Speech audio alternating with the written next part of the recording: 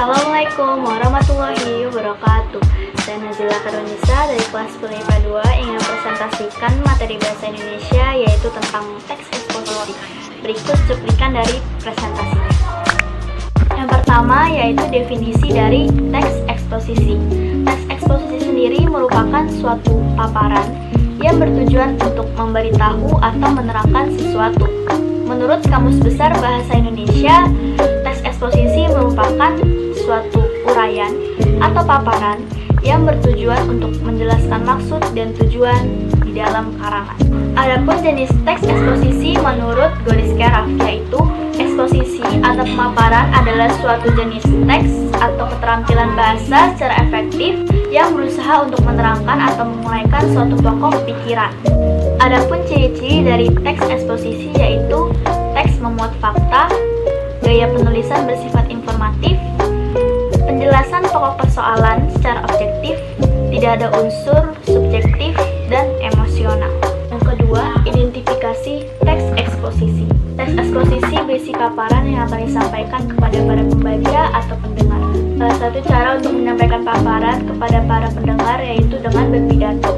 Dalam naskah pidato terdapat paparan yang berisi argumentasi dan rekomendasi. Argumentasi berisi pendapat yang dikemukakan dalam berpidato, sedangkan rekomendasi merupakan suatu kesimpulan yang akan disampaikan dalam pidato tersebut. Menurut Kamus Besar Bahasa Indonesia, fakta adalah suatu keadaan atau peristiwa yang berisi kenyataan dan benar-benar terjadi, sedangkan opini adalah suatu pendapat yang dikemukakan. Yang ketiga, pengembangan isi teks eksposisi. Yang pertama yaitu melengkapi tesis dengan argumen. Tesis adalah bagian pembuka dari teks eksposisi. Tesis berisi pernyataan pendapat.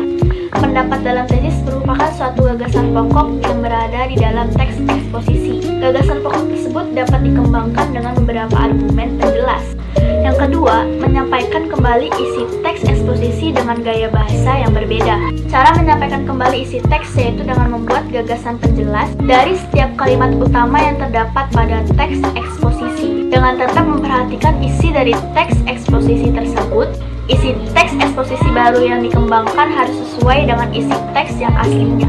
Yang keempat yaitu struktur teks eksposisi, yaitu mempunyai 3 struktur yaitu tesis, argumentasi, dan penegasan ulang.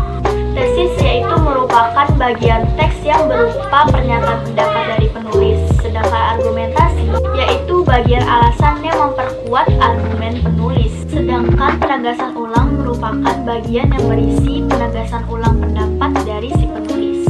Berikutnya, kebahasaan dari teks eksposisi yaitu terdapat istilah, konjungsi, pronomina, verba, afiksasi, dan adjektiva. Pertama, istilah. Istilah merupakan gabungan kata yang dengan cermat mengungkapkan makna, konsep, proses, keadaan, atau sifat yang khas dalam bidang tertentu. Yang kedua, konjungsi, yaitu merupakan gabungan dari 2 satuan bahasa sederajat seperti atau, dan serta. Yang ketiga, pronomina atau kata ganti, yang kelompok ini dipakai untuk menggantikan suatu benda atau sesuatu yang dibendakan. Yang keempat, ada verba atau kata kerja, yaitu jenis kata yang menyatakan suatu perbuatan, yaitu memiliki 2 jenis kata kerja, yaitu kata kerja transitif dan kata kerja intransitif. Selanjutnya ada afiksasi. Afiksasi merupakan suatu proses atau hasil penambahan dari afiks, yaitu berupa konfiks, sufiks, dan prefiks pada kata dasar. Yang keenam, adjektiva atau kata sifat, yaitu kelompok kata yang mampu menjelaskan atau mengubah kata benda atau kata ganti menjadi lebih spesifik. Teks eksposisi juga berisikan sebuah informasi atau pengetahuan yang dimuat dengan cara yang singkat, padat, dan jelas. Adapun macam-macam ragam dari teks eksposisi ini yaitu seperti teks eksposisi pendidikan, kesehatan, lingkungan, hewan, dan masih banyak lainnya. Adapun langkah-langkah penyusunan teks eksposisi. Yang pertama, menentukan topik. Yang kedua, menentukan tujuan penulisan. Yang ketiga, membuat kerangka teks. Yang keempat, mengembangkan gagasan pokok dan gagasan penjelas. Serta yang terakhir, menuliskan teks eksposisi secara padu.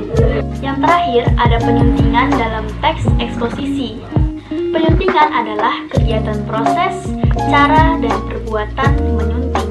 Kegiatan menyunting dapat dilakukan dengan membaca, mencermati, menambah, atau mengurangi isi teks. Kegiatan menyunting juga dapat dilakukan dengan memperbaiki kesalahan kebahasaan dan unsur-unsur yang kurang tepat di dalam teks. Demikian dari presentasi Bahasa Indonesia tentang teks eksposisi. Mohon maaf apabila ada kekurangan dan kesalahan kata. Terima kasih. Wassalamualaikum warahmatullahi wabarakatuh.